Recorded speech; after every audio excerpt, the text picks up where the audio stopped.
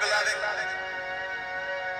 we are gathered here today to get through this thing called life. Electric word, life, it means forever, and that's a mighty long time. But I'm here to tell you, there's something else. The afterworld. A world of never-ending happiness. You can always see the sun, day or night. My topic for the research paper is the temperance movement and women's suffrage, specifically the Women's Christian Temperance Union, also referred to as the WCTU, and its effect on society. A person worth mentioning is Frances Willard, the second president of the WCTU. Everybody knew her, everybody loved her, and she was fundamental in increasing the popularity of the WCTU. On top of expanding the influence of the WCTU, mainly through conventions, Willard also made women's suffrage part of the WCTU platform. She accomplished this because she targeted her campaign at earning women the right to vote on temperance issues. I found this topic interesting because this started a time period where women had an influence on how society was run.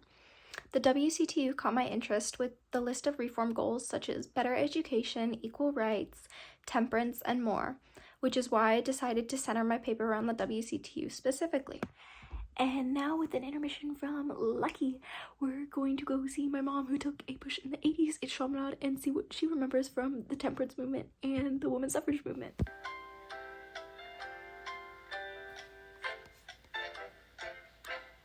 Funny you said that, Gia. As you've been studying this, I've been looking through my notes. In 1872, Sarah Ann Baldwin Strother took up the cause of temperance at the age of 18 after witnessing her father's struggles with alcohol. She was a charter member of the Daughters of Temperance.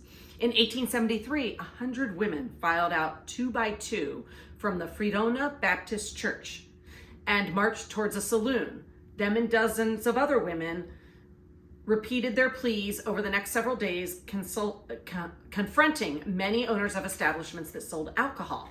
These events marked the beginning of the Women's Temperance Crusade, a movement that started to spread across New York and the Midwest. In 1874, the first organizational meeting of the WCTU took place in Chautauqua, New York. And in 1875, the WCTU was officially established. And now, back to the video! The work that I found most interesting is titled The Women's Christian Temperance Union in the Pacific Northwest, The Battle for Cultural Control, and it is written by Dale E. Soden. Even though I couldn't find a photo of him, I found a photo of the WCTU water fountain, which is a monument that was put in when the WCTU accomplished their goal of temperance in the Pacific Northwest. Soden opens the article with his claim that the WCTU is the largest influence when it came to settling the frontier and shaping the culture of the Pacific Northwest. He describes the frontierland as a rough and bawdy world of the railroad, seaport, and mining camps, while explaining that the saloons were the gathering places and there alcohol always flowed.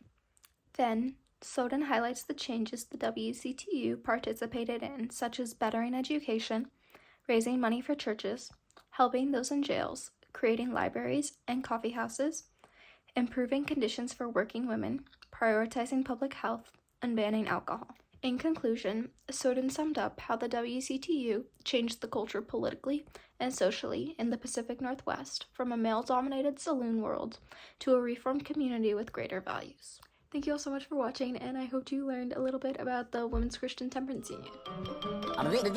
That's all, folks.